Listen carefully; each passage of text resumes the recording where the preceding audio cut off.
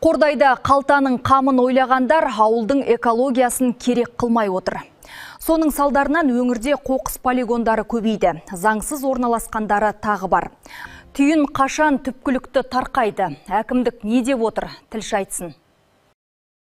Аудан аумағында тұрмыстық қалдық шығаратын арнайы орындар баршылық. Десе де әкімдік белгілеп тайға таңба басқандай көрсеткенімен қоғам тарапынан заңсыз әрекет тыйылар емес.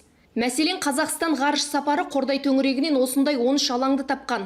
Демек, күл қоқысын көрінген жерге қалдырған көпшілік өңірде полигондардың пайда болуына әсер етті деген сөз. Жалпы Қордай ауданында 41 елді мекен бар. Оның 21-і полигонмен қамтылған. Мен де дәл қазір тұрмыстық қалдықтар төгілген жерде тұрмын. Қоқыс алаңы қоршалған, экологиялық рұқсат құжаты бар. Әкімдік өкілдерінің айтуынша, бүгінде аудан аумағындағы 7 полигон толық қоршалыпты. Ал қалған нысандарды бақылауға алу үшін сметалық жобалық құжаттар әзірленіп жатыр. Қордай ауданының аумағында санитарлық тазалық және абаттандыру жұмыстары тұрақты бақылауда. Қордай ауылында қоқыстарды жинау және шығару қызметтерімен 3 мекеме жүзеге асырады. Тұрғындарды осы мекемелермен келісім шартқа отыруға шақырамыз. Өйткені бұл кездейсоқ қоқыстардың орындарын жоюға ықпал етеді.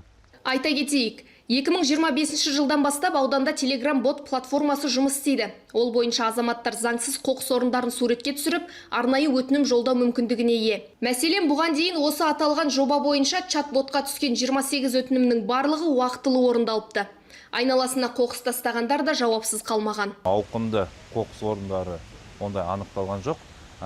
Көше бойына бір қаппен, екі қаппен тастап кетіп жатқан ауыл тұрғындары бар. Бүгінгі таңда Қазақстан Республикасының әкімшілік құқық бұзушылығының 20 айлық есептік көрсеткіш ретінде айыппұл салынады. Заңсыз тастаған азаматтарды кейде біз өзіміз рейдке шығамыз, түнгі рейдке. Сол кезде анықтап, өзіміздің тараптан болмаса аудандық полиция тарапының протокол толтырылады, хаттама толтырылады. Қоқыс тастамау ескерту табличкалар орнатылған. Әлеуметтік желілерге де күнделікті салынып отырады. Экологиялық мәдениетті қалыптастыру тек тазалық акциялармен шектелмейді. Сондықтан тұрғындар қоршаған ортаға жанашырлықпен қарап, қоқысты арнайы орындарға тастаса дейміз. Ал аудандағы заңсыз полигондарды анықтау мен жою жұмыстары әлі де жалғаса бермек. Айгерім Қожабайқызы, Еркебұлан Болатұлы, Қордай 24 Ньюс.